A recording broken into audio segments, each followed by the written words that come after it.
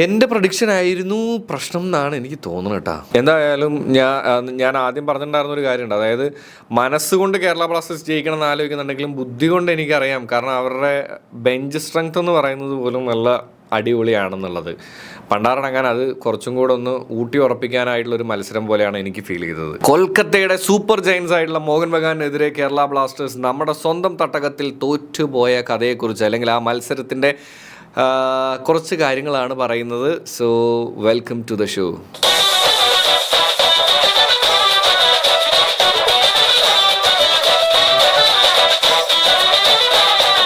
അങ്ങനെ നമ്മൾ വെടിപ്പായിട്ട് മോഹൻ ബഗാനുമായിട്ട് സൂപ്പർ ജയൻസുമായിട്ട് തോറ്റു എന്നുള്ളതാണ് അല്ലേ. അത് 3 ഗോളിന്. ഞാൻ ആലോചിക്കുകയായിരുന്നു, എൻ്റെ പ്രഡിക്ഷൻ എന്നൊക്കെ പറയണത് 3-2 എന്നുള്ളതായിരുന്നു. അത് 3 എന്തായാലും കറക്റ്റായി, പക്ഷെ അത് 3 അടിച്ചത് അവരായിരുന്നു എന്നുള്ളതാണ്. ആൻഡ് അവരുടെ ഡിഫൻസ് ഒന്നും ഒരു രക്ഷയില്ലായിരുന്നു. അപ്പോൾ എന്തായാലും ഈ വിഷയത്തെ പറ്റിയിട്ടാണ് ഈ വീഡിയോയിൽ സംസാരിക്കാനായിട്ട് പോകുന്നത്. സ്പോർട്സ് റിവ്യൂസും കാര്യങ്ങളൊക്കെ ഇഷ്ടമാണെന്നുണ്ടെങ്കിൽ ഈ ചാനൽ ഒന്ന് സബ്സ്ക്രൈബ് ചെയ്ത് കൂടുന്ന കാര്യം മറക്കരുതെന്ന് ഓർമ്മിപ്പിച്ചുകൊണ്ട് നമ്മൾ അങ്ങനെ വിഷയത്തിലേക്ക് കിടക്കുകയാണ് കേട്ടോ.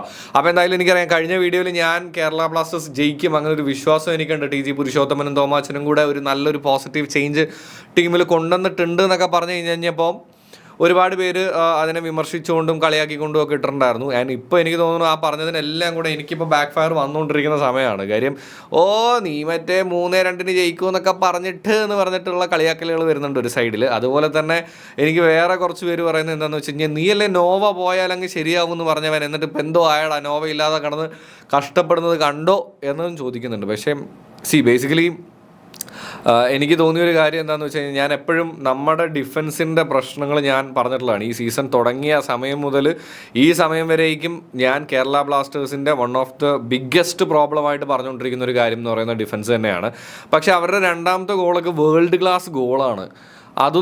അതൊക്കെ എങ്ങനെ തടയാനെന്ന് വെച്ച് കഴിഞ്ഞാൽ ഒരാൾ പോലും പ്രതീക്ഷിക്കുന്നില്ല. കണ്ടുകൊണ്ടിരുന്ന നമ്മൾ പോലും പ്രതീക്ഷിക്കുന്നില്ല എന്ന് തോന്നുന്നു. ടി വി കണ്ടുകൊണ്ടിരുന്ന ഞാൻ പോലും പ്രതീക്ഷിക്കുന്നില്ല. കാരണം ഇങ്ങനെ തലയുടെ മേളിൽ കൂടെ വന്ന ബോളൊക്കെ എടുത്ത് ഗോളാക്കുക എന്ന് പറയുന്നത് അതൊക്കെ ഒന്നും പറയാനില്ല. അടിപൊളി കളിയായിരുന്നു അവർ. പിന്നെ നമ്മളെ ശരിക്കും പൂട്ടുക എന്നൊക്കെ പറയില്ലേ, അതാണ് ടു ദ കോർ നമുക്ക് കാണാൻ പറ്റിയത്. കാര്യം അവർക്ക് ഇന്നത്തെ 3 പോയിന്റ് അത്രമേൽ ആവശ്യമായിരുന്നു എന്നുള്ളത് അവർ കാണിച്ചു തന്നു എന്നുള്ളതാണ് കേട്ടോ.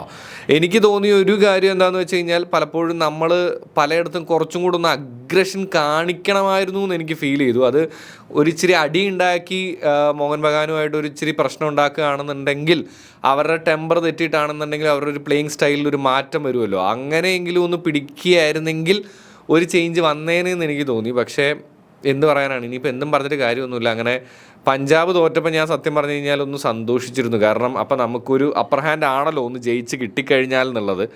പക്ഷേ ബേസിക്കലി മൊത്തത്തിൽ കയ്യിൽ നിന്ന് പോയി എന്നുള്ളതാണ്. ആൻഡ് ഇനി ഞാൻ പ്രഡിക്ഷൻ നിർത്തി. എൻ്റെ പ്രഡിക്ഷൻ കാരണം ഉള്ളതിനേക്കാളും കൂടുതലാണോ വാങ്ങിച്ച് കൂട്ടണേന്നൊരു സംശയം എനിക്ക് എന്തായാലും ഉണ്ട്. എന്തായിരുന്നു നിങ്ങളുടെ അവസ്ഥ മാച്ച് കണ്ടു കഴിഞ്ഞിട്ട്? എന്താണ് നിങ്ങൾക്ക് തോന്നിയ പ്രശ്നങ്ങൾ എന്നുള്ളതും കൂടെ താഴെ ഒന്ന് കമൻറ്റ് ചെയ്യുക. And thank you so much. Chill കുപ്പിച്ചിൽ.